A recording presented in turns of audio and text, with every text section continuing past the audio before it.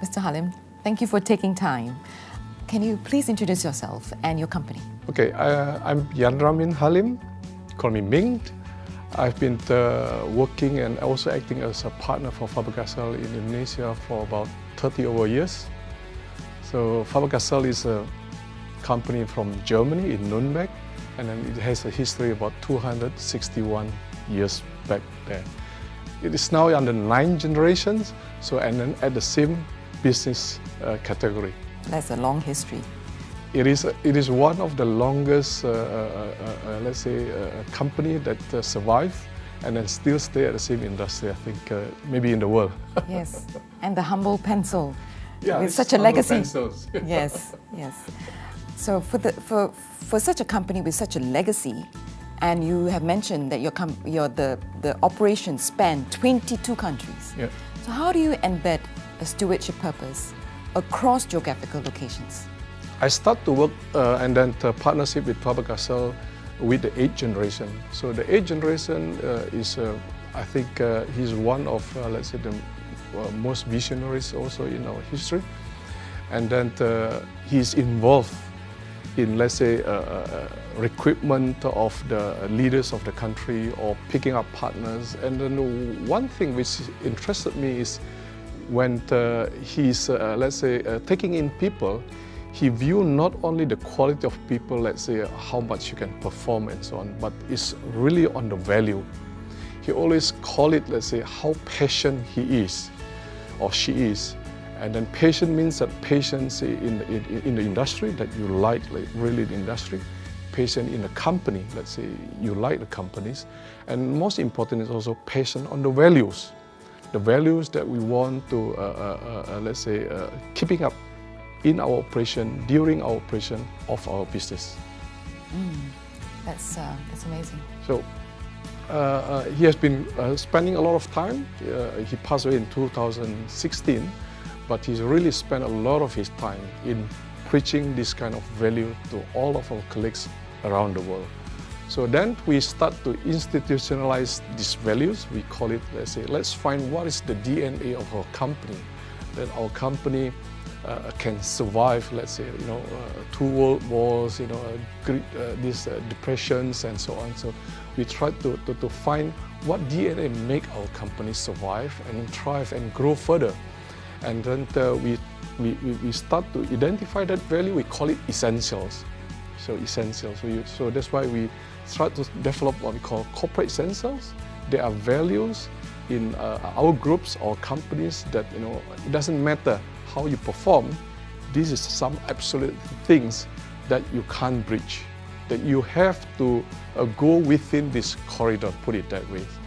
And then lately, because the 9th generation is not actively managing the company, the 9th generation is sitting in the supervisory board. So now we have a professional running the executive board.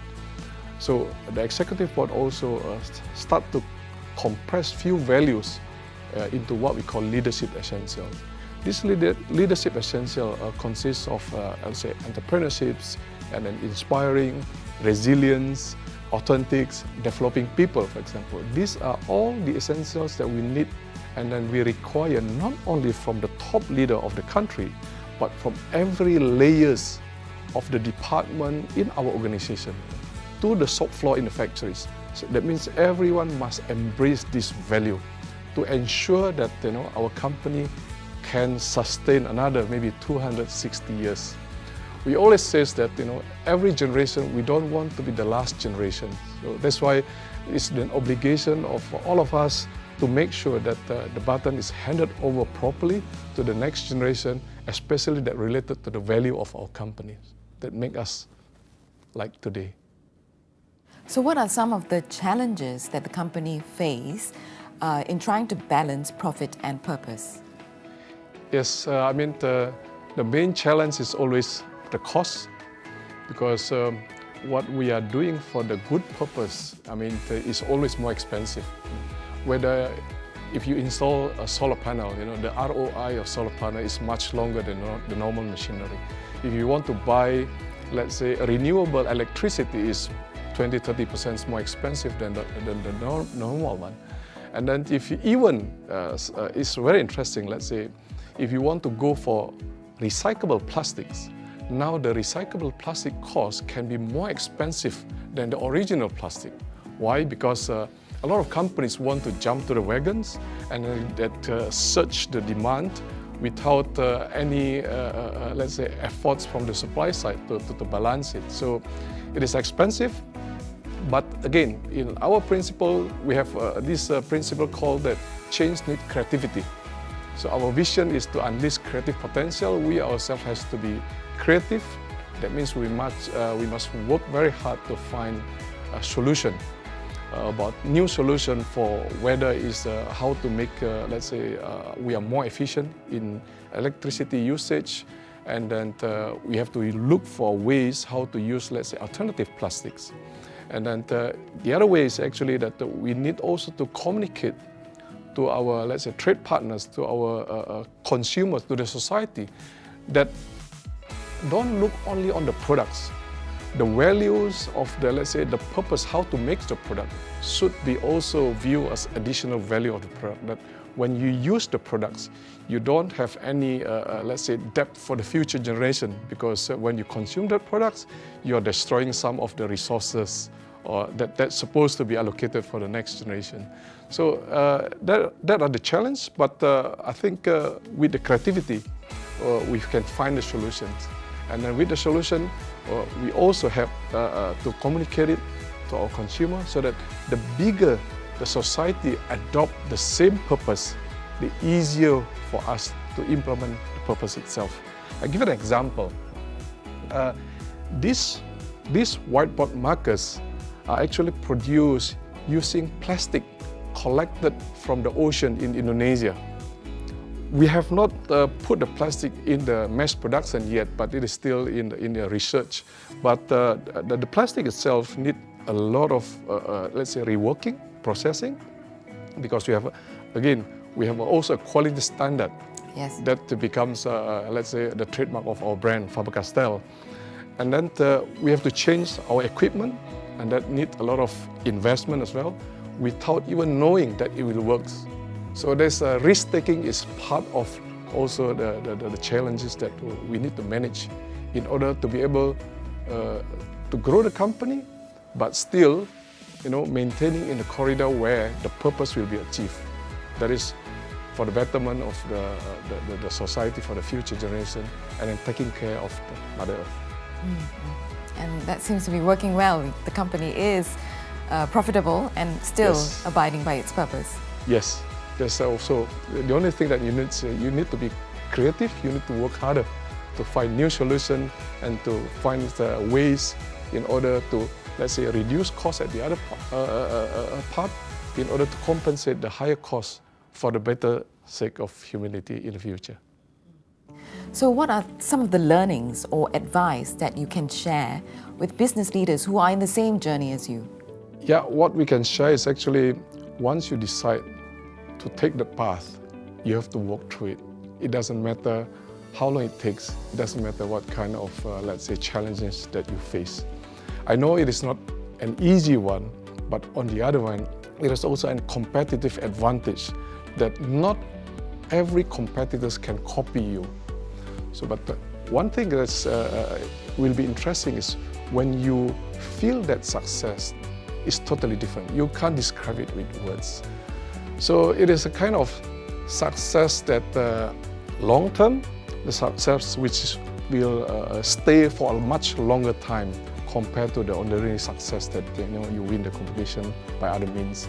I would suggest, let's say, once you decide you want to go that path, really focus on that, be persistent, and put the whole energy on that, and you'll be successful, like us.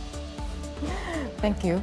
Okay, so Faber-Castell has been a pioneer in employee benefits, and that dates back to the 1800s in Germany. Yeah. So bringing that business model into Asia, did you face any challenges? How difficult it is, or how easy is it to implement similar working models in Asia?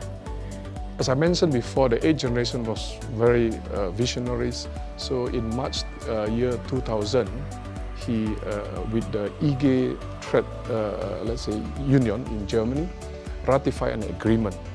that we, Faber-Castell, voluntarily committed to ensure all subsidiaries in the world, it doesn't matter where it's located, it will comply to the working recommendation and term of employment by international labor organizations. So that means every company and factories of Faber-Castell, it doesn't matter where it's located, will comply to the working condition, minimum working condition required by international labor organization. And of course, afterwards, it comes a regular audit. The audit will come from the German trade union, involving the regional union as well and local union. And then it moves from one country to another. So we must prepare ourselves since it's already in the values that we are embracing. So it's not a big problem for us, but it could, we face some problem, let's say, in the country in order to implement that. For example, in certain countries, which I don't need to mention where it is, for example, we have problems in order to, let's say, institute a same payment for both gender. So some of them are, let's say, raising the voice and say it can't be, it's not a custom here. Or let's say we want to put, let's say, equal opportunity, not looking at, the background of the religion, the race, and so on. Sometimes they refuse a leader from a different kind of a background with them.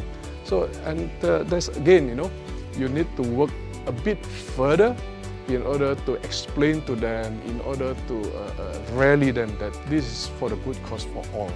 So this is an extra mile of work that we need always to put in if we want to make the company, let's say, a good performance, but also achieving the purpose that we believe in. That's brilliant. How does Faber-Castell remains innovative? I think digital economy is moving at a very rapid pace. So how do you keep up with that innovative journey? And how do you intend to, what's your plans for the future?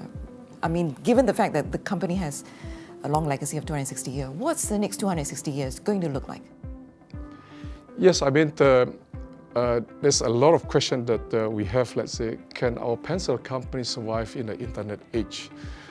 Yes, we may, let's say, see some, let's say, drop of demands for the pencil in the office where people are using notebook, and more computer, less writing with hands.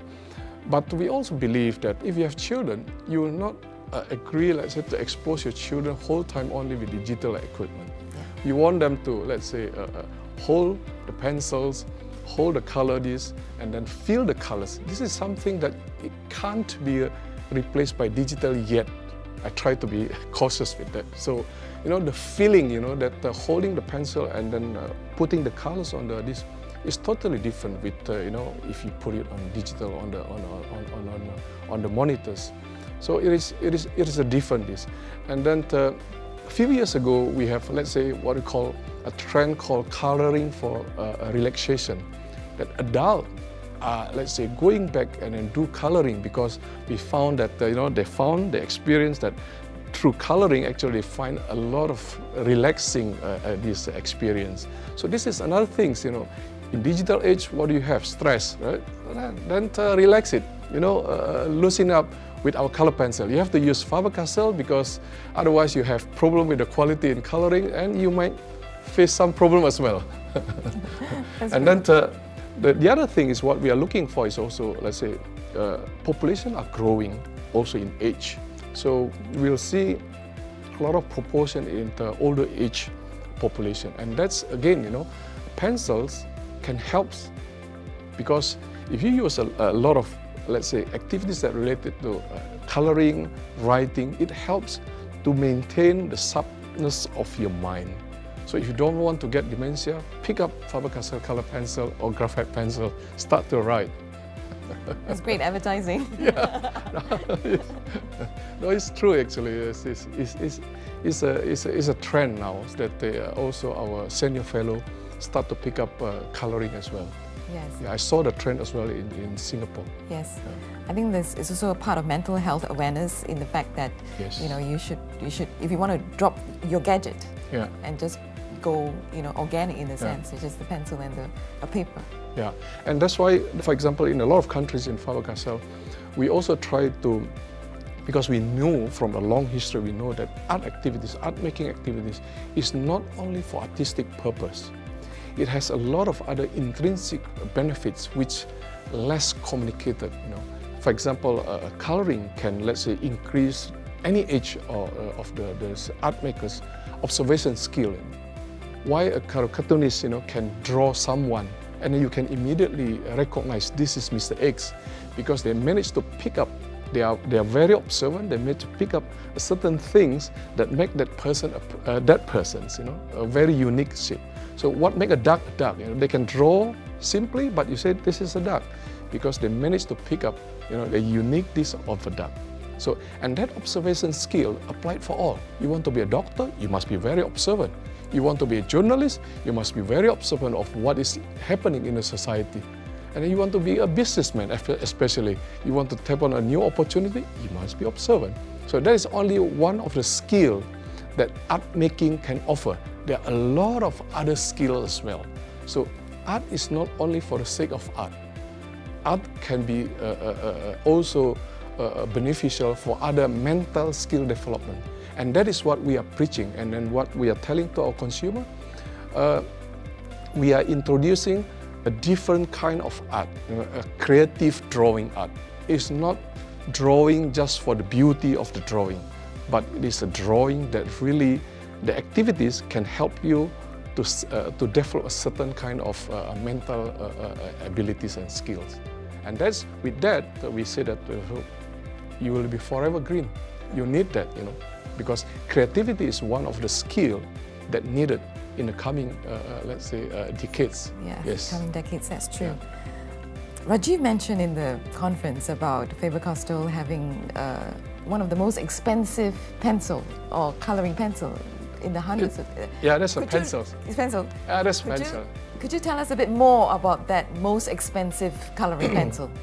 The pencil was made when we have 250 years anniversary. That was around 10, 12 years ago. So that is a perfect pencil. We call it a perfect pencil. The pencil where, what makes pencil perfect? So we have erasers on it that you can erase. I mean, human make mistake. We tolerate it. We understand that. We put a eraser on it, and then we have a sharpener on it. The sharpener on the cap of the pencil, and you can normally with a pencil it's difficult to put it on the pocket. We have a very nice cap with 3 diamonds on the top. That when you put on the pencils, you have the persona. You have the perfect tools for writing and to pour your creative idea on the paper. Thank you for that.